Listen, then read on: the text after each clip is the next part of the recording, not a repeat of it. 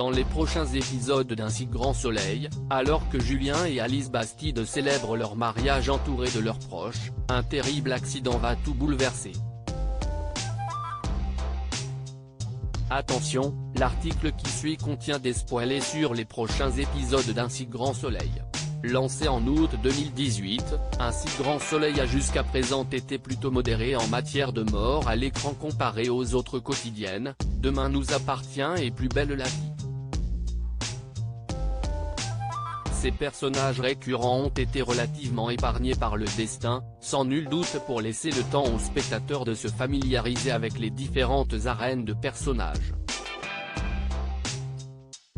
On se souvient de la mort d'André Faure, Olivier Soler, le père d'Eliott, assassiné par le lieutenant Gaël Lestrac, Hélène Desgy, en décembre, et de celle du gangster Bruno Serra, Charles Clément, en mai dernier, dont Ève, Emma Colberti, était tombée amoureuse alors qu'elle était sa captive.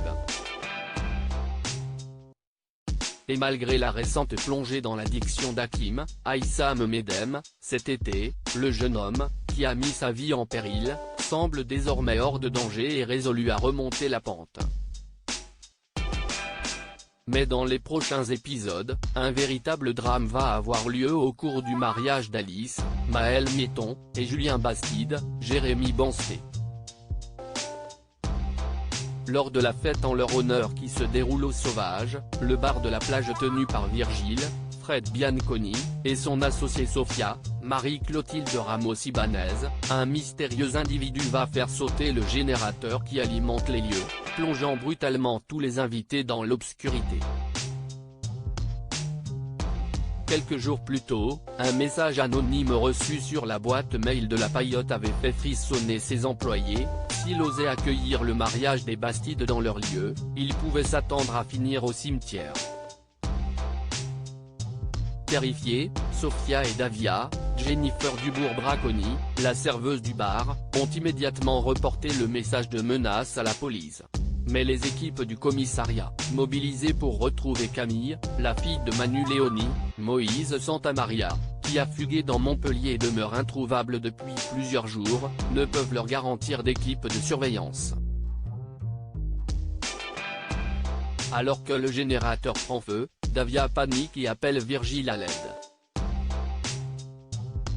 Dans la précipitation, la jeune femme tente d'éteindre le départ d'incendie en s'emparant d'un seau à champagne pour asperger le générateur.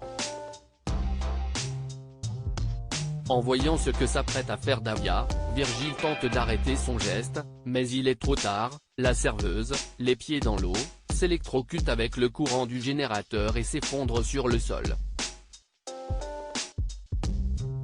Davia, personnage attachant mais relativement secondaire dans la quotidienne, survivra-t-elle à un accident aussi terrible?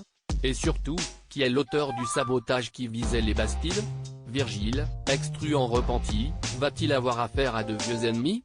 On va commencer à tourner à partir du 22 juillet une nouvelle arche centrée sur Virgile et son passé trouble justement. Son passé va bientôt le rattraper et on va en apprendre davantage sur lui, confiait Fred Bianconi au micro d'Allociné lors du festival de Monte-Carlo en juin. On peut donc s'attendre à ce que le barman se retrouve indirectement impliqué dans ce drame, qui risque de bouleverser le quotidien des personnes présentes lors du mariage, et en particulier celui d'Alex, Benjamin Bourgois, le frère aîné de Davia et collègue de Manu. Pour découvrir la suite de cette intrigue qui promet de nombreux rebondissements, rendez-vous tous les soirs à 20h40 sur France 2.